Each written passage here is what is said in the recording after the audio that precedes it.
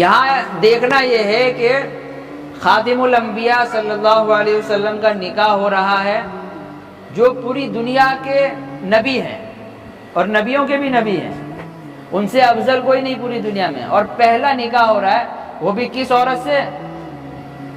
40 سال کی ایک بزرگ عورت سے، 40 سال کی ایک بزرگ عورت سے۔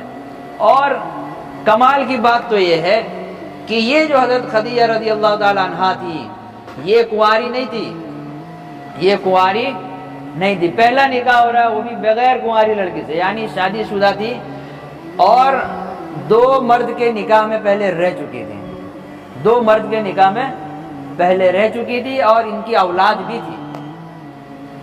ان کے شوہر انتقال کر گئے، پہلے جس شوہر سے نکاح ہوا وہ فوت ہو گئے، دوسرے شوہر سے نکاح کیا وہ بھی فوت ہو گئے، ان کی اولاد بھی ہوئی۔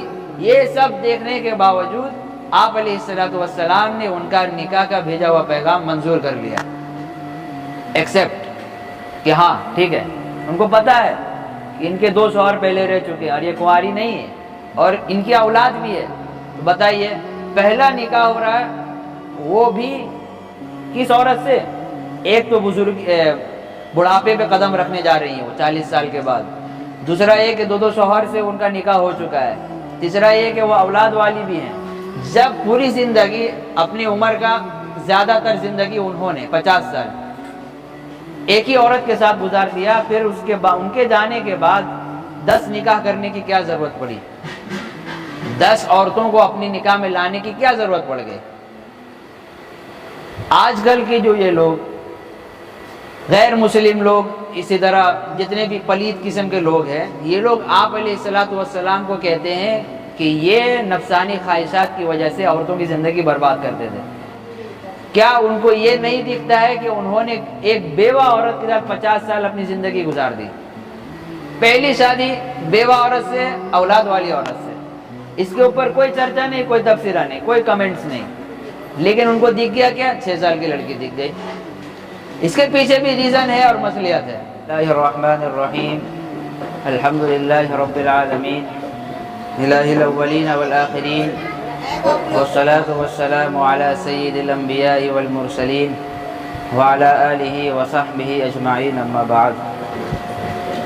اعوذ باللہ من الشیطان الرجیم، بسم اللہ الرحمن الرحیم۔ یا ایہا الناس اتقوا ربکم الذی خلقکم من نفس واحدۃ وخلق منها زوجها وبث منہما رجالا کثیرا ونساء۔ وقال النبی صلی اللہ علیہ وسلم عن ابی ہریرہ رضی اللہ تعالی عنہ قال قال رسول اللہ صلی اللہ علیہ وسلم تنکح المرأة لأربع: ولمالها ولجمالها ولحسبها ولدينها فاظفر بذات الدين تربت يداك۔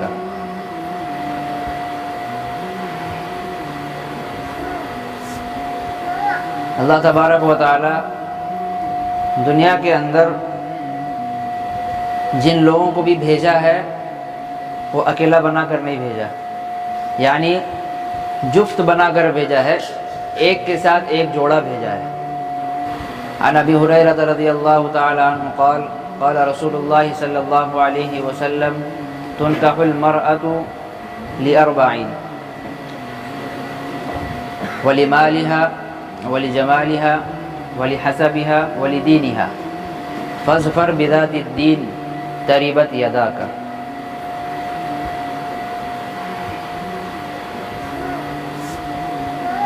اللہ تبارک و تعالی دنیا کے اندر جن لوگوں کو بھی بھیجا ہے وہ اکیلا بنا کر نہیں بھیجا، یعنی جفت بنا کر بھیجا ہے، ایک کے ساتھ ایک جوڑا بھیجا ہے۔ ہر ایک چیز کا آپ کو جوڑا مل جائے گا۔ اگر ہم نظر دوڑائیں گے ہر ایک چیز کے اوپر، جیسے دن ہے تو اس کا جوڑا ہے رات، صبح ہے تو اس کا جوڑا ہے شام، لڑکا ہے تو اس کا جوڑا ہے لڑکی، ہر ایک چیز کا جوڑا ہم لوگوں کو مل جائے گا۔ جیسے کرتا ہے تو اس کا جوڑا ہے پائجامہ، ایک ہاتھ ہے تو اس کا دوسرا جوڑا ہے دوسرا ہاتھ، اسی طرح اللہ تعالیٰ نے رشتہ کے اندر بھی جوڑا بنا دیا. نانا ہے تو اس کا جوڑا ہے نانی، دادا ہے تو اس کا جوڑا کیا ہے؟ دادی. اسی طرح شوہر ہے تو اس کا جوڑا ہے بیوی. یہ دو جوڑے اللہ تعالیٰ نے بنائے. پھلوں کے اندر بھی آپ کو جوڑے دیکھنے مل جائیں گے. حضرت آدم علیہ السلام کو اللہ نے پیدا کیا تو ان کا جوڑا بنایا حضرت حوا علیہ السلام کو. اکیلا ان کو نہیں چھوڑا، کیونکہ جنت کے اندر جو وہ تھے وہ پریشان ہو جائیں گے، اکیلا رہیں گے، کسی سے بات کرنا ہو، دل لگانا ہو، وہ نہیں ملتا ان کو. اللہ نے ان کا ایک جوڑا بنا دیا ان کی پسلی سے. انہی کی پسلی سے اللہ نے حوا علیہ السلام کو بنا دیا. تو اسی طرح اللہ تبارک و تعالیٰ نے مردوں کے اندر، عورتوں کے اندر ایک وقت آنے کے بعد اس کو ایک رشتے میں تبدیل کر دیتے ہیں. اکیلا رہنے کی اجازت اسلام میں بھی نہیں ہے. کوئی بھی مرد بغیر شادی کیے، بغیر نکاح کیے اپنی عمر کو یوں ہی گزار دے، اسلام نے اس کو پسندیدہ نہیں کہا، کیونکہ اس کے اوپر شیطانی حملے اور شیطانی اثرات مسلط ہو سکتے ہیں. اسی طرح آدمی جب خود بالغ ہو جاتا ہے، 15 سال کی عمر کراس کرتا ہے، 17 سال، 18 سال، 20، 22، تو نکاح کرنا اس کی خوراک میں شامل ہو جاتا ہے. اس طرح انسان کو بھوک لگنے کے بعد اب اس کو کھانا چاہیے، اب کیسے بھی کر کے اس کو کھانا کھلانا ہے. پیاس لگے، رمضان میں روزہ رکھتے ہیں، پیاس لگے تو آدمی پریشان ہوتا ہے. بس اسی آس میں وہ بیٹھا رہتا ہے کہ بھائی اب مغرب کا وقت ہوگا، ہم پانی پئیں گے. یہ آس لگا کے وہ بیٹھتا ہے. اگر یہ آس اور یہ امید ختم کر دی جائے اس سے تو وہ اسی وقت پانی پی لے گا. تو انتظار کرنے کا فائدہ. اسی طرح جب انسان بیمار ہوتا ہے، اس کو دوا کی ضرورت ہوتی ہے، تو وہی چیز ہے جب انسان بالغ ہوا ہے تو اسے نکاح کی ضرورت پڑتی ہے. اللہ نے اس کی فطرت میں ڈال دیا ہے. یہ آٹومیٹک یہ سسٹم چل رہا ہے. الگ سے اس کو بولنے کی ضرورت نہیں پڑے گی، اس کے اندر خواہشات بڑھے گی. تو اللہ تعالیٰ نے ایک حلال طریقے سے وہی کام کرنے کا حکم دیا جو کام انسان آج غلط طریقے سے کر رہا ہے. بازاروں میں جا کے مکالمہ کرنا، پیسے دے کے وہی کام کرنا ہے. اللہ تعالیٰ نے کہا حلال طریقے سے کرو. تو اسی طرح اللہ تبارک و تعالیٰ نے فرمایا یا ایھا الناس اتقوا ربکم، اے لوگوں کہ تم اپنے رب سے ڈرو، الذی خلقکم من نفس واحدہ، جس نے تمہیں ایک جان سے پیدا کیا. ایک جان سے مرد کو بھی بنا دیا، عورت کو بھی بنا دیا. اور بڑے ہونے کے بعد وخلق منھا زوجھا، اس کے لیے اس کی بیوی اللہ نے بنا دی. پوری دنیا کے اندر جو بھی انسان اپنی زندگی گزار رہا ہے، اللہ نے اس کا انتظام کہیں نہ کہیں کر رکھا ہے. کبھی ایسا ہوتا ہے انسان خود تلاش کر لیتا ہے. ابھی کا کلچر اور ماحول ایسا ہی ہے کہ انسان خود تلاش کر رہا ہے، گھر والوں کو لگانے کی ضرورت نہیں ہے. کہیں ایسا ہوتا ہے لگانے کے بعد بھی نہیں لگتا ہے. کہیں ایسا ہوتا ہے کہ فوراً آدمی تیار ہو جاتا ہے، بات چیت ہوئی، پکا ہو گیا رشتہ. تو یہ سارے طریقے حلال ہیں بالکل. بس نکاح شرط ہے کہ آپ جائز طریقے سے وہ کام کریں. آپ علیہ السلام نے ارشاد فرمایا کہ مرد جو ہے، عورت جو ہے، مرد 4 چیزوں کو دیکھ کر جو ہے کسی کی طرف نکاح کا پیغام بھیجتا ہے. پہلی چیز ہے وہ اس کے مال کی طرف نگاہ دوڑاتا ہے کہ یہ عورت جو ہے مالدار ہے یا نہیں، اس کا بیک گراؤنڈ کیسا ہے، مالداری ہے، اور اس کے خاندان والے کیسے ہیں، اس کے اوپر نظر دوڑائی جاتی ہے. کہیں اس لڑکی کا تعلق غریب گھرانے سے تو نہیں ہے، اس کا بیک گراؤنڈ اور بیک بیلنس چیک کیا جاتا ہے. ایک وجہ یہ ہے نکاح کرنے کی. دوسری وجہ بتائی حسب نسب انسان دیکھتا ہے، یہ کون سے گھرانے سے تعلق رکھتا ہے، اس کا خاندان کون سا ہے، یہ قریشی ہے یا سید ہے یا منصور ہے، یہ کیا ہے. یہ آدمی چیک کرتا ہے کہ بھائی آپ کا گھرانہ کون سا ہے. اور اگر بہت اونچا گھرانہ کا کوئی مل جائے تو فوراً ایکسیپٹ کرتا ہے کہ نہیں یہ چاہیے مجھے. یہ دوسری چیز ہوئی. تیسری چیز ہے وہ انسان اس کی خوبصورتی پہ جاتا ہے کہ یہ عورت خوبصورت ہے یا بدصورت ہے. اگر بہت مالدار ہے، حسب نسب بھی بہت اچھا ہے، اونچے گھرانے سے تعلق ہے، لیکن خوبصورتی میں کمی ہے، تو انسان کبھی اس کو ٹھکرا دیتا ہے کہ بھائی نہیں چاہیے مجھے. اور چوتھی چیز ہے کہ انسان اس کی دینداری پہ جاتا ہے. چلو بھائی پیسہ نہیں ہے، خوبصورتی نہیں ہے، حسب نسب نہیں ہے، لیکن دینداری ہے. عورت کے اندر دینداری ہے، پورا گھرانہ نمازی ہے اور اچھے اخلاق والے ہیں، تمیز والے ہیں اور تہذیب والے ہیں، تو انسان اس کے اوپر بھی فوکس کرتا ہے کہ نہیں مجھے مال لے کے کیا کرنا ہے. آج اگر اس کا کاروبار اچھا چل رہا ہے، کل اگر فلاپ ہو گیا، کل اگر کاروبار ٹھپ پڑ گیا، تو پھر ایسے مالداری کا کیا فائدہ کہ اس کے اندر اخلاق نہیں ہے، اس کے اندر دین نہیں ہے. تو اللہ کے نبی صلی اللہ علیہ وسلم نے یہی ارشاد فرمایا کہ تم جب بھی کسی عورت کے اندر کوئی کوالٹی تلاش کرنا تو آخری چیز کو دیکھنا کہ اس کے اندر دینداری ہے یا نہیں ہے. اگر دینداری کے ساتھ دوسری چیزیں مل رہی ہے تو یہ گاڈ گفٹڈ ہے آپ کے لیے. مالداری بھی مل گئی بہت اچھی بات ہے، حسب نسب مل گیا بہت اچھی بات، خوبصورتی مل گئی بہت اچھی بات، لیکن دینداری اس کو ترجیح دینا ہے، اس کو ترجیح دینا ہے. لیکن آج کل کا جو کلچر ہے وہ اسکولوں والا جو ہے، وہ کالجوں والا ہے، وہ ایسا ہو گیا ہے کہ لڑکا لڑکی مکس گیدرنگ کی وجہ سے ہو رہا ہے. یہ بہت سارے اسکول ایسے ہیں جہاں صرف گرلس ہے، وہاں بوائز کو الاؤ نہیں ہے.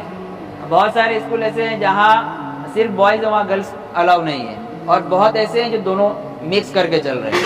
تو یہاں پہ ایسا بگاڑ پیدا ہو جاتا ہے کہ عورت لڑکی جو ہوتی ہے وہ ہندو گھرانے سے تعلق رکھتی ہے اور لڑکا جو ہوتا ہے وہ مسلمان ہوتا ہے، لیکن آپسی تعلقات کی وجہ سے اور محبت کی وجہ سے وہ دونوں آپس میں ایک دوسرے کے ساتھ زندگی گزارنے کے لیے تیار ہو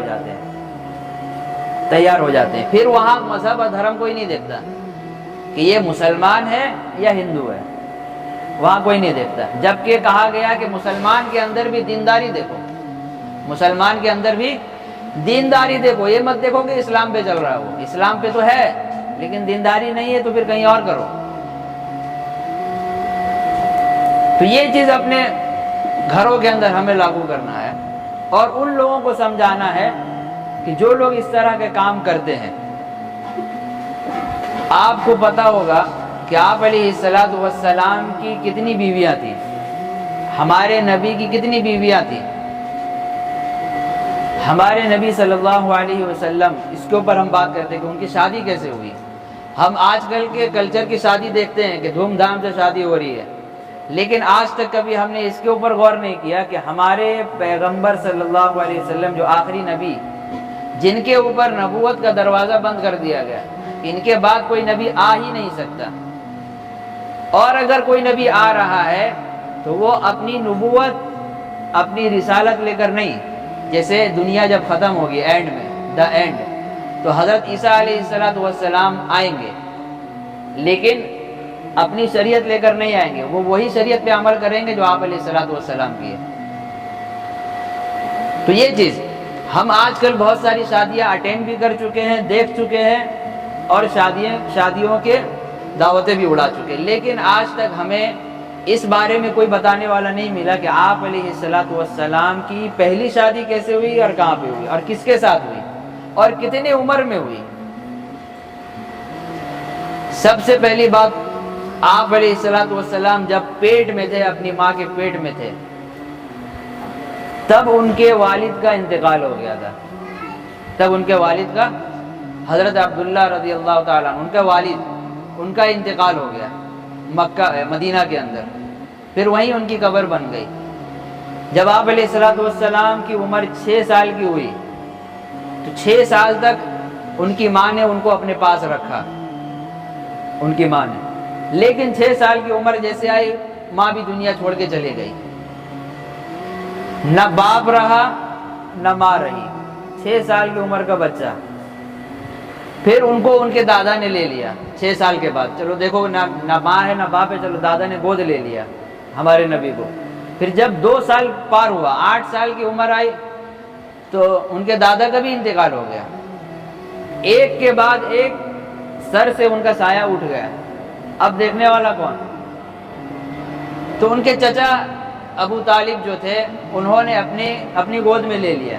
چلو بھائی، نہ اس بچے کا نہ باپ ہے نہ ماں ہے نہ ان کا دادا ہے، انہوں نے اپنی گود میں لے لیا. 8 سال کی عمر میں. تب سے وہ ان کی پرورش میں پلتے رہے. 12 سال کی عمر جب ان کی عمر ہوئی تو ان کے چچا ابو طالب ان کو لے گئے ملک شام، جہاں آج لڑائی ہو رہی ہے فلسطین کی طرف. وہاں ان کو لے گئے. رستے میں لے کے جا رہے تھے کہ ایک یہودی آیا، بہت بڑا عالم تھا یہود کا. اس نے دیکھا کہ یہ بچہ جانا پہچانا لگ رہا ہے، اس کے حلیہ میں نے کہیں پڑھا ہے. ان کو روک لیا، ان کے چچا کو، اور کہا کہ یہ جو بچہ آپ کے پاس ہے کیا آپ اسے جانتے ہیں؟ کہا ہاں یہ میرا بھتیجا ہے. پھر ان سے کہا کہ یہ صرف تمہارا بھتیجا نہیں ہے، بلکہ یہ تو ایسا آدمی ہے جو یہود کے دین کو ختم کرنے آیا ہے، یہودیوں کے مذہب کو مٹانے کے لیے آیا ہے یہ لڑکا، یہ بچہ 12 سال کا لڑکا. پھر ان کو کہا کہ آپ جو ان کو شام کی طرف لے جا رہے ہیں ہرگز مت لے کے جائیے، یہودی ان کو قتل کر دیں گے. یہودی ان کو قتل کر دیں گے. جس طرح وہ آج فلسطین کے اوپر بمباری کر رہے ہیں، یہی یہود تھے، یہی اسرائیل قوم، یہ ان کو قتل کر دیں گے. آپ لے کے مت جائیے، آپ واپس چلے جائیے مکہ مکرمہ واپس آ گئے. پہلی دفعہ جاتے جاتے رک گئے. دوسری مرتبہ کب گئے؟ حضرت خدیجہ رضی اللہ تعالی عنہا، ان کی عمر ہو گئی تھی 40 سال. یہ بہت مالدار عورت تھی اور ان کا بزنس جو چلتا تھا بہت زبردست قسم کا بزنس چلتا تھا. تجارت، سامان خریدنا اور بیچنا، کم دام میں خریدنا زیادہ دام میں بیچنا. بزنس مین تھی یہ، بزنس مین وومن یہ. تو انہوں نے یہ کیا کہ بہت سارے لوگ ہوتے تھے وہاں پہ، تو لوگوں کو پکڑ کے اپنا سامان دیتی تھی کہ یہ سارا پروڈکٹ جو ہے تم لے جاؤ دوسری طرف، وہاں جا کے بیچ دینا، جو منافع ہوگا لے کے آنا، آپس میں ہم لوگ بانٹ لیں گے، اور آپ کا جو معاوضہ نکلے گا وہ دے دیا جائے گا. لوگ کرتے تھے، ان کا کام کرتے تھے. تو آپ علیہ الصلوۃ والسلام سے ان کی ملاقات ہو گئی. آپ علیہ الصلوۃ والسلام کو بھی انہوں نے اپنا پورا سامان اٹھا کے دیا. کیوں دیا؟ یہ اسی بات پہ دیا کہ ان کی امانت داری، دیانت داری اور شریفانہ اخلاق کی وجہ سے وہ جانتی تھی کہ یہ لڑکا جو ہے، یہ نوجوان لڑکا بہت امانت دار ہے، دیانت دار ہے، یہ میرے سامان کے ساتھ خطرہ اور کھلواڑ نہیں کرنے والا. پورا سامان ان کو اٹھا کے دے دیا. وہ لے کر گئے آپ علیہ الصلوۃ والسلام پورا سامان لے کر گئے ملک شام کی طرف واپس تجارت کے لیے. پورا سامان لے گئے، سامان لوڈ کر کے لے گئے. وہاں جانے کے بعد بازار میں بہت اچھے دام میں وہ سامان بیچ دیا اور زیادہ منافع اٹھا لیا. یعنی جتنے کا وہ سامان نہیں تھا اس سے زیادہ کا مطلب منافع ہو گیا ان کو. پھر ملک شام سے وہ واپس آئے، حضرت خدیجہ کے پاس آئے اور پورا پیسہ ان کو ان کے ہاتھ میں دے دیا. وہ دیکھ کر بہت خوش ہوئی کہ بہت اچھا ان کا انداز ہے، اور سامان بھی جو بیچا ہے دوسرے کے مقابلے میں زیادہ پیسہ لے کر آئے، زیادہ پیسہ لے گیا. تو انہوں نے دل میں ارادہ کر لیا کہ اب کسی اور سے نہیں، انہی سے میرا نکاح ہوگا، انہی سے میرا نکاح. کیونکہ بہت سارے مردوں سے وہ لین دین کر چکی تھی معاملات، کسی میں یہ اخلاق اور یہ کوالٹی انہوں کو نہیں ملی. آپ علیہ الصلوۃ والسلام کو اندر ان کو یہ صفت ملی کہ ہاں یہ ان سے ہونا چاہیے. جبکہ ان کی عمر تھی 40 سال اس وقت، 40 سال یعنی اب بڑھاپے پہ قدم رکھنا ہے. 40 سال کے بعد بڑھاپا 50 60. اب آپ علیہ الصلوۃ والسلام کی عمر ہو رہی ہے اس وقت 21 برس، 21 سال، ایک دم نوجوانی میں قدم رکھے ہوئے. نکاح کا پیغام بھیج دیا حضرت خدیجہ نے، اگر آپ اجازت دیں تو ہم آپ سے نکاح کر لیں. یہاں دیکھنا یہ ہے کہ خاتم الانبیاء صلی اللہ علیہ وسلم کا نکاح ہو رہا ہے، جو پوری دنیا کے نبی ہیں اور نبیوں کے بھی نبی ہیں. دوسرا نبی بھی اگر آئے تو ان کی قیادت میں وہ رہیں گے، ان سے افضل کوئی نہیں پوری دنیا میں. اور پہلا نکاح ہو رہا ہے وہ بھی کس عورت سے؟ 40 سال کی ایک بزرگ عورت سے، 40 سال کی ایک بزرگ عورت سے. اور کمال کی بات تو یہ ہے کہ یہ جو حضرت خدیجہ رضی اللہ تعالی عنہا تھی یہ کنواری نہیں تھی، یہ کنواری نہیں تھی. پہلا نکاح ہو رہا ہے وہ بھی بغیر کنواری لڑکی سے، یعنی شادی شدہ تھی اور 2 مرد کے نکاح میں پہلے رہ چکی تھی، 2 مرد کے نکاح میں پہلے رہ چکی تھی اور ان کی اولاد بھی تھی. ان کے شوہر انتقال کر گئے. پہلے جس شوہر سے نکاح ہوا وہ فوت ہو گئے, دوسرے شوہر سے نکاح کیا وہ بھی فوت ہو گئے, ان کی اولاد بھی ہوئی. یہ سب دیکھنے کے باوجود آپ علیہ الصلوۃ والسلام نے ان کا نکاح کا بھیجا ہوا پیغام منظور کر لیا, ایکسیپٹ, کہ ہاں ٹھیک ہے. ان کو پتا ہے کہ ان کے 2 شوہر پہلے رہ چکے ہیں اور یہ کنواری نہیں ہے اور ان کی اولاد بھی ہے. تو بتائیے پہلا نکاح ہو رہا ہے وہ بھی کس عورت سے؟ ایک تو بزرگ بڑھاپے پہ قدم رکھنے جا رہی ہیں وہ 40 سال کے بعد, دوسرا یہ کہ 2 شوہر سے ان کا نکاح ہو چکا ہے, تیسرا یہ کہ وہ اولاد والی بھی ہیں. تو یہ وہی کر سکتا ہے جس کا ذرا آلریڈی پہلے سے کسی سے ہو چکا ہے نکاح. تو کیا ہم تیار ہوں گے؟ کبھی نہیں. آدمی آج اگر سنتا ہے کہ نہیں بھائی لڑکی اس کی شادی ہو چکی ہے, طلاق یافتہ ہے, نہیں نہیں نہیں, چلو وہ ہر ایک کوالٹی اس میں دیکھے گا کہ بھائی دینداری بھی ہے, حسب نسب بھی ٹھیک ہے, مالدار بھی ہے, خوبصورت بھی ہے, لیکن ایک نقص اس کے اندر آ گیا, ایک بگاڑ. کیا؟ کہ بھائی شادی شدہ ہے, یعنی پہلے ہو چکا تھا. گرچہ اولاد نہیں ہے لیکن پھر بھی آدمی اس کو عیب سمجھتا ہے, اور یہ عیب سمجھنے والی کوئی بات ہی نہیں ہے. جب ہمارے نبی صلی اللہ علیہ وسلم نے کر کے دکھا دیا ہے طلاق یافتہ عورت سے, بیوہ عورت سے, جس کے بچے بھی ہیں, تو پھر ہم کس طرح اس کو جو ہے عیب سمجھتے ہیں؟ یہ عیب کی بات نہیں, یہ انسان کی چوائس کے اوپر ہے, لیکن اس کو عیب نہیں سمجھنا چاہیے. دوسری بات یہ, حضرت ابو طالب جو تھے ان کے چچا, جو ان کی پرورش کر رہے تھے 12 سال کے بعد, انہوں نے ان کا نکاح پڑھا دیا. حضرت خدیجہ ایک طرف ہے, آپ علیہ الصلوۃ والسلام ایک طرف ہے, ابو طالب نے نکاح پڑھا دیا.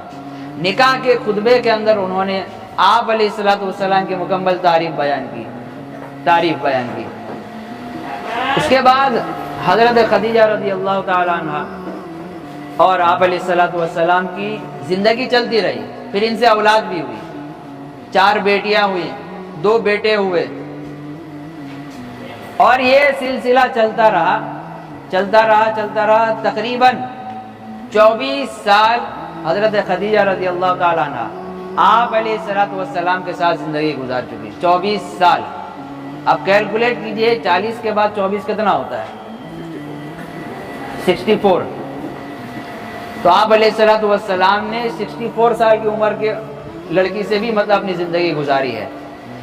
اور مزے کی بات یہ ہے کہ جب تک حضرت خدیجہ رضی اللہ تعالی عنہ آپ کے نکاح میں رہی ہیں, آپ نے دوسری شادی نہیں کی. جب تک ایک لڑکی رہی ہے آپ کے نکاح میں, آپ نے دوسری شادی نہیں کی. اور ہم جو یہ سنتے ہیں کہ ان کی 11 بیویاں تھیں, 9 تھیں, 12 تھیں, 13 تھیں, یہ سب کب ہوا؟ جب حضرت خدیجہ وفات پا گئی, ان کا انتقال ہو گیا. اس کے بعد آپ علیہ الصلوۃ والسلام نے بیک ٹو بیک نکاح کرنا پھر شروع کیا, وہ بھی کسی مصلحت کی وجہ سے, نفسانی خواہشات کی وجہ سے نہیں کہ اب مجھے ضرورت ہے, کیونکہ اس وقت آپ علیہ الصلوۃ والسلام 50 سال کے ہو چکے تھے. آپ خود 50 سال کے ہو گئے. 50 سال کے انسان کو اب نکاح کی ضرورت رہتی ہے, اندازہ آپ لوگ لگا سکتے ہیں. کوئی ضرورت ہی نہیں تھی. جب پوری زندگی, اپنی عمر کا زیادہ تر زندگی انہوں نے 50 سال ایک ہی عورت کے ساتھ گزار دیا, پھر ان کے جانے کے بعد 10 نکاح کرنے کی کیا ضرورت پڑی؟ 10 عورتوں کو اپنی نکاح میں لانے کی کیا ضرورت پڑ گئی؟ آج کل کے جو یہ لوگ غیر مسلم لوگ, اسی طرح جتنے بھی پلید قسم کے لوگ ہیں, یہ لوگ آپ علیہ الصلوۃ والسلام کو کہتے ہیں کہ یہ نفسانی خواہشات کی وجہ سے عورتوں کی زندگی برباد کرتے تھے. حضرت عائشہ رضی اللہ تعالی عنہا سے نکاح ہوا کتنے سال میں ہوا؟ وہ 6 سال کی عمر میں تھی, 6 برس ان کا چل ہی رہا تھا, 6 ایئر اولڈ. اس وقت اللہ کے نبی صلی اللہ علیہ وسلم کی کتنی عمر ہو چکی؟ 50 کراس کر چکے تھے. اب ان دونوں کا آپس میں نکاح ہو رہا ہے. بتائیے, جب جو شخص 50 سال کی عمر کراس کر جائے, وہ ایک ایسی لڑکی سے, ایک ایسی بچی سے شادی کرے جس کی عمر ابھی صرف 6 سال ہے, 6 ایئرز اولڈ, بس, زیادہ نہیں. کیا ریزن ہے؟ ایسا کیوں ہوا؟ اور اگر ایسا ہوا تو اللہ تعالیٰ نے کوئی آیت کیوں نازل نہیں کی؟ کیوں نہیں کہا کہ آپ ظلم کر رہے ہیں؟ کیوں نہیں کہا کہ آپ بچی کے ساتھ کھلواڑ کر رہے ہیں؟ نہیں کہا۔ جب ان کی عمر، حضرت عائشہ کی عمر 9 سال کی ہو گئی تب رخصتی ہوئی۔ 6 سال کی عمر میں نکاح ہو گیا، 7 8 9 3 سال کے بعد رخصتی ہوئی۔ 3 سال کے بعد وہ پھر ان کے گھر آئیں۔ جب 9 سال کی عمر میں گھر آئی تو ان کی حالت یہ تھی کہ وہ کھلونے سے کھیلتی تھی بیٹھ کے۔ حضرت عائشہ جس نے بیوی کا روپ اختیار کر لیا، وہ گھر میں بیٹھ کے اپنے شوہر کے سامنے یعنی اللہ کے نبی کے سامنے کھیل رہی ہیں کھلونے سے، اور آپ بھی ان کو کھلا رہے ہیں، دل لگی کر رہے ہیں۔ بتائیے ایسے لڑکی کے ساتھ گھر بسانا، اسی کے اوپر آج کے غیر مسلم جو ہے انگلی اٹھاتے ہیں۔ کیا ان کو یہ نہیں دکھتا ہے کہ انہوں نے ایک بیوہ عورت کے ساتھ 50 سال اپنی زندگی گزار دی؟ پہلی شادی بیوہ عورت سے، اولاد والی عورت سے، اس کے اوپر کوئی چرچا نہیں، کوئی تبصرہ نہیں، کوئی کمنٹس نہیں، لیکن ان کو دکھ گیا کیا؟ 6 سال کی لڑکی دکھ گئی۔ اس کے پیچھے بھی ریزن ہے اور مصلحت ہے۔ کیوں؟ اللہ کے نبی صلی اللہ علیہ وسلم نے 10 اور نکاح کیا، کیونکہ اللہ تعالیٰ چاہتے تھے کہ ان کی جو گھریلو زندگی ہے، یعنی آپ علیہ السلام کھاتے کس طرح ہے، پیتے کس طرح ہے، بیٹھتے کس طرح، کنگھی کس طرح کرتے ہیں، اس کے بارے میں بھی آیا ہے۔ کنگھی کرنے کا بھی طریقہ ہے، اور نمازیں گھر میں کس طرح پڑھتے تھے، رات میں اٹھتے تھے کس طرح، آنا جانا، گھر میں آتے تو سلام کرتے تھے کہ نہیں، باہر نکلتے دعا پڑھتے تھے کہ نہیں، بیت الخلاء کس طرح جاتے تھے۔ تو یہ سب بتاتا کون؟ گھر کی باتیں کون بتاتا ہے؟ اب گھر میں کوئی دوسرا آدمی تو دیکھنے نہیں آئے گا، ظاہر ہے جو گھر کی عورتیں ہیں وہی بتائیں گے۔ ماں باپ تو تھے نہیں، ماں باپ تو ہے ہی نہیں پہلے سے جو گھر میں رہیں گے اور گھر کی باتیں باہر پارسل کریں گے۔ ایک ہی ہے جو بیوی کی شکل میں جو عورت ہوگی وہی بتا سکتی ہے۔ تو اللہ کے نبی کو، اور اللہ تعالیٰ یہ چاہتے تھے کہ ہمارے نبی کی جو چیزیں ہیں اور جو طریقہ ہے وہ پوری دنیا کے اندر عام ہو جائے، اور بتانے والا وہی ہوگا جو اس کے گھر میں رہے گا۔ تو اس کے گھر میں بھی کون رہے گا؟ ماں باپ نہیں ہے تو بیوی رہے گی، بیوی۔ اور ایسے عورت کو رکھنا تو مشکل ہے، نامحرم عورت کو رکھنا تو مشکل ہے، کیسے رکھ سکتے ہیں؟ تو اس کی بیوی کی شکل میں ہی دی جا سکتی ہے۔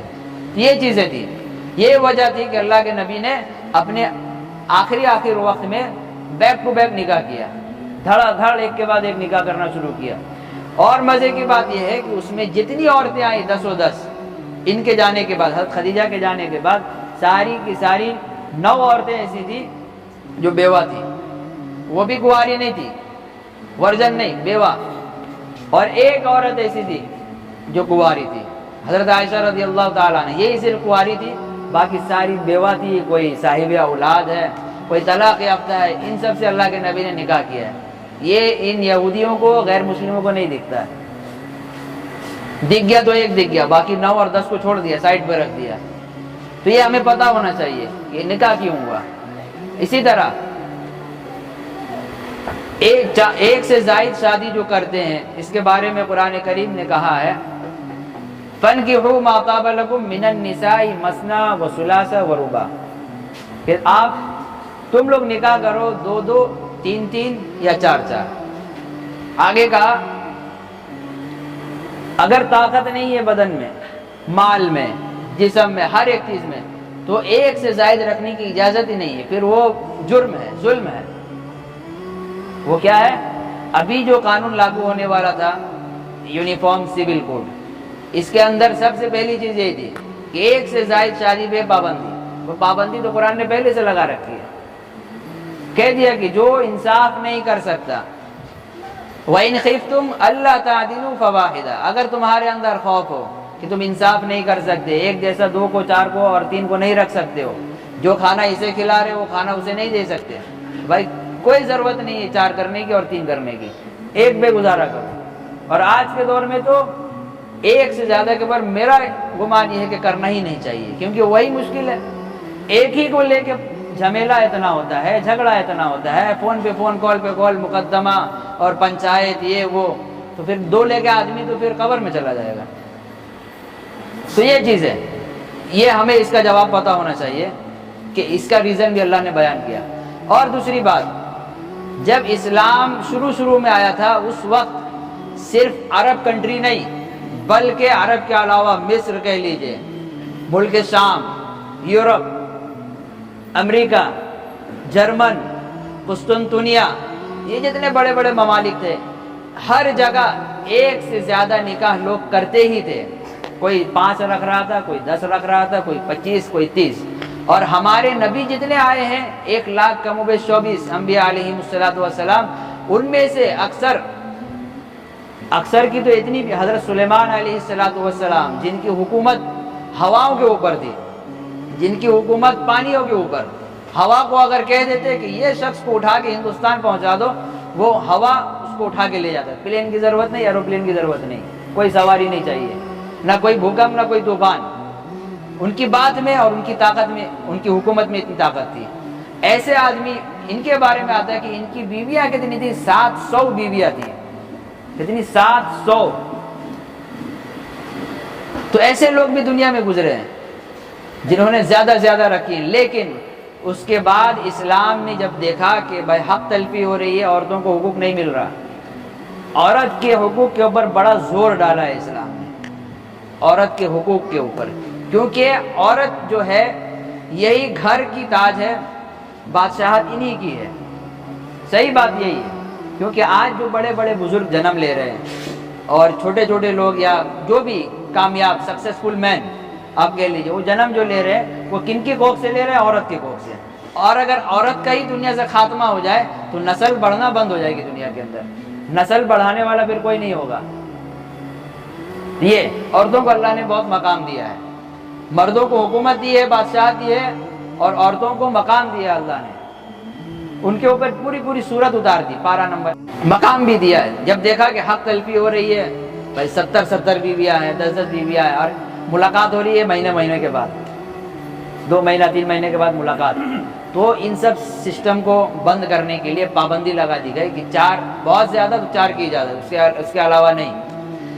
تو ہمارے صحابہ کرام کے اندر جتنے لوگ تھے اسلام میں آنے کے بعد, جب دیکھا کہ بھائی یہ آیت اتر گئی ہے, یہ حکم ہمارے لیے اتر گیا ہے, تو ان کے نکاح میں, بہت سارے کے نکاح میں 10 بھی تھی, تو اللہ کے نبی نے سب کو بلایا نام لے کے, سب آؤ ادھر, اور جن کے نکاح میں 4 سے زائد ہے دھڑا دھڑ سب کو طلاق دو, سب کو طلاق دو ایک ایک کر کے.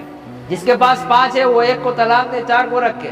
جس کے پاس 12 ہے 10 ہے وہ 4 رکھ کے باقی کو طلاق دے, بیک ٹو بیک. تو صحابہ نے یہی کیا, سب کو پھر دفاع کیا وہاں سے, سب کو بڑا 4 رکھ کے سب کو ہٹا دیا. اس میں جو پسند ہے لے لو, باقی جو لگے کہ نہیں جھگڑا لو چلو چھوڑ دو, چھوڑ دیا.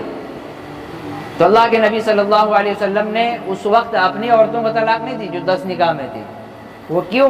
کیونکہ قرآن کریم میں اللہ نے کہا یا نساء النبی لستن کاحد من النساء, کہ اے نبی کی عورتیں تم دوسرے عورتوں کی طرح نہیں ہو, جس طرح عام عورتیں ہیں وہ تم ان کی طرح نہیں ہو. اگر تمہیں بھی یہ قانون کے اوپر عمل کرایا جائے, اگر اللہ کے نبی 4 رکھ کے باقیوں کو آزاد کر دے, چھوڑ دے, پھر تمہارا جو غم ہے وہ بہت زیادہ بڑھے گا.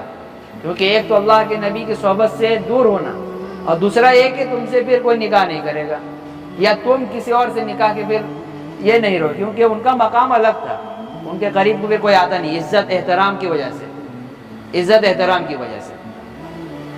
اسی لیے اللہ کے نبی نے پھر اپنے اوپر یہ کام نہیں کیا, اللہ نے ان کو الگ رکھا بالکل, اور باقیوں کو کہا کہ پھر چھوڑ دو. تو بات یہ چل رہی تھی کہ ہمیں ترجیح دینا ہے دینداری کو, ہمیں ترجیح دینا ہے دینداری کو. دینداری ہے اور باقی چیزیں ہیں تو بہت اچھی بات ہے یہ چیز. اسی طرح حضرت عائشہ رضی اللہ تعالی عنہا جو تھی وہ اتنی سمجھدار قسم کی عورت تھی, بہت چالاک تھی, سنجیدہ قسم کی, اور ان کا دماغ بہت تیز تھا, بہت تھی, کیونکہ چھوٹا سے ہی ان کو اللہ کے نبی کے گھر میں پرورش کی جگہ مل گئی. 6 سال 7 سال 8 سال 9 سال کی عمر سے ہی وہ کس کے ساتھ جڑ کے؟ اللہ کے نبی کے ساتھ. ان کے گھر میں ان کی پرورش ہوئی, پھر ان کا دماغ جو ہے بہت ہائی لیول کا دماغ تھا. تو جب صحابہ کرام کو کسی مسئلے کے لیے پوچھنا ہوتا کہ ہمیں کیا کرنا ہے, یہ مسئلہ ہمیں نہیں معلوم, وہ آتے ان کے پاس اور پوچھتے, پردے کے پیچھے سے مسئلہ معلوم کرتے پھر چلے جاتے. تو اس طرح کر کے انہی عورتوں کے ذریعے سے, اللہ کے نبی کی تمام بیویوں کے ذریعے سے ہم تک یہ گھریلو حالات پہنچے ہیں, ورنہ نہیں پہنچ پاتے, پتہ نہیں چلتا. انہی عورتوں نے بیان کیا کہ ہمارے نبی, ہمارے شوہر اس طرح کھاتے تھے. انہی عورتوں نے بیان کیا کہ ہمارے شوہر اس طرح بیت الخلاء جاتے تھے, اس طرح رات میں سوتے تھے, دائیں کروٹ سوتے تھے یا بائیں کروٹ سوتے تھے؟ اٹھنے کے بعد کیا کرتے تھے؟ نماز میں تہجد کے لیے کب اٹھتے تھے؟ اور جب نماز قضا ہو جائے تو کیا کرتے تھے؟ یہ عورتوں کی وجہ سے یہ ساری باتیں ہمیں آئی۔ جنگ و جدال والا معاملہ تو لوگ بیان کر دیتے، صحابہ باہر دیکھ رہے ہیں کوئی اللہ کے نبی جنگ کر رہے ہیں، لڑ رہے ہیں، کس طرح، وہ سب چیزیں آتی، یہ چیزیں رہ جاتی جو ہماری زندگی کو تبدیل کرنے کے لیے ایک مفید اور کارگر چیز ہے۔ تو ہم اپنے نبی کے سیرت کا مطالعہ کریں گے، اور جتنا زیادہ سے زیادہ ہو سکے ہم اس وقت اپنے ان مسلمان مظلوم بھائیوں کے لیے دعا کریں گے جو اس وقت فلسطین کے اندر مار کھا رہے ہیں، ان کے اوپر جو ظلم کیا جا رہا ہے ان کے لیے دعا کریں گے اپنی نمازوں کے اندر۔ گرچہ خوشیوں والا ماحول ہے لیکن ہمیں ان کا غم بھولنا نہیں ہے، اپنی خوشی میں ان کا غم بھولنا نہیں ہے، ان کو بھی یاد رکھنا ہے۔ پوری دنیا کے اندر لوگ دعا کر رہے ہیں، کہیں قنوت نازلہ چل رہا ہے، کہیں لوگ پروٹیسٹ کر رہے ہیں، ہر جگہ احتجاج ہو رہا ہے، لیکن اللہ کی مدد آئے گی۔ اگر ٹائم لگتا ہے تو کوئی بات نہیں، لیکن مدد آئے گی، کیونکہ بہت سارے آپ علیہ الصلوۃ والسلام جب غزوہ کرتے تھے، جنگ کرتے تھے کفار قریش سے، جب لڑائی ہوتی تھی تو ایسا نہیں کہ بس اللہ کے نبی جس لشکر میں موجود ہے، جس جنگ میں موجود ہے وہ جنگ ہمیشہ کامیابی ہے، ایسا نہیں، کئی مرتبہ ہار کے لوٹنا پڑا ان کو، کئی مرتبہ ہار کے لوٹنا پڑا۔ تو صحابہ کرام نے یہ نہیں کہا کہ اللہ نے ہمارا ساتھ چھوڑ دیا، نہیں، بلکہ ان کو یہ آس تھی کہ یہ اللہ کی طرف سے آزمائش ہے، امتحان ہے، اگر ہم اس میں پاس ہو جاتے ہیں اور فل مارکس لے آتے ہیں تو اللہ تعالی ہماری فتح مقدر کر دیں گے، ہماری فتح۔ غزوہ بدر کے اندر جو لڑائی ہو رہی تھی، سامنے کفار کا لشکر تھا اور اس طرف مسلمانوں کا لشکر تھا، تو ایسے حالات پیدا ہو گئے تھے کہ اب لگ رہا تھا کہ صحابہ کرام جو ہے وہ ہار جائیں گے۔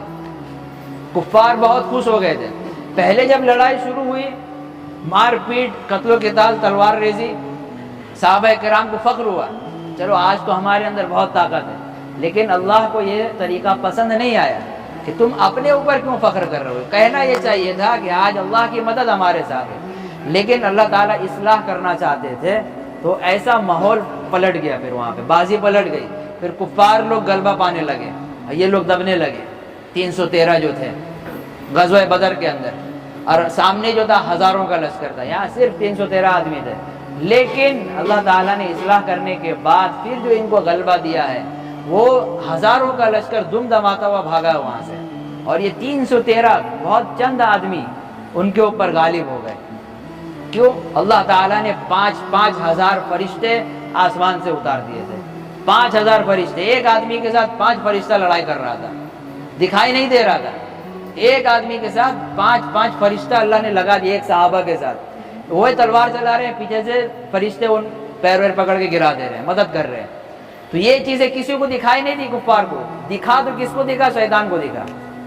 شیطان نے دیکھ لیا کہ بھائی فرشتے بھی اترے ہوئے ہیں یہاں پہ، اس کو دکھ رہا تھا سارا، تو اس نے فوراً کہا انی بریء منک انی اخاف اللہ رب العالمین، میں تم سے برات کا اعلان کرتا ہوں اور میں اللہ تبارک و تعالیٰ سے ڈر رہا ہوں، میں بھاگ رہا ہوں، میں تمہاری کوئی مدد نہیں کر سکتا۔ کفار کو کہا، کیونکہ اس کفار کے ساتھ شیطان تھے اور مسلمانوں کے ساتھ فرشتے تھے، تو جب فرشتوں کو انہوں نے دیکھ لیا تو ان کی ہمت نہیں ہوئی شیطان کی۔ تو یہ کچھ باتیں ہیں جو ہمیں اپنی زندگی کے اندر اتارنی ہے، اور ان مظلوموں کے لیے ہمیں دعا کرنی ہے۔ اللہ تعالیٰ ان کے اوپر آزمائش کا بھی مرحلہ چل رہا ہے، ایک وقت آئے گا، کیونکہ حدیث پاک کے اندر صاف طور پہ اعلان ہے کہ دجال جو ہے وہ بیت المقدس کی طرف ہی اترے گا، اور عیسیٰ علیہ السلام بھی وہیں اتریں گے، اور پھر دجال کو قتل کریں گے اور پھر اس کو فتح کریں گے۔ یہ چیز ہو کر رہے گی، اللہ نے جو کہہ دیا ہے، آپ علیہ السلام نے جو کہہ دیا وہ ہو کر رہے گا، چاہے ابھی کچھ بھی ہمیں دکھائی دے رہا ہو، نیوز والے کچھ بھی چلا رہے ہو، اس سے ہمیں کوئی مطلب نہیں ہے۔ ہماری نیوز، اسلامک نیوز قرآن و سنت کے اندر موجود ہے، اس میں صاف طور سے کہہ دیا گیا ہے کہ آخر میں جو کفار، جو کافر ہوں گے، غیر مسلم ہوں گے، ہندو ہوں گے، چاہے وہ کسی سناتنی ہو یا غیر سناتنی ہو، سارے کے سارے کلمہ لا الہ الا اللہ پڑھنے والے ہو جائیں گے اور اسلام میں داخل ہو جائیں گے، ان کے اندر اتنی ہیبت طاری ہو جائے گی۔ تو یہ چیزیں ہوں گی، تو اللہ تبارک و تعالی ہم سب کو قرآن و سنت کے مطابق چلنے کی اور صحیح سے سمجھنے کی توفیق عطا فرمائے۔ وآخر دعوانا الحمدللہ رب العالمین۔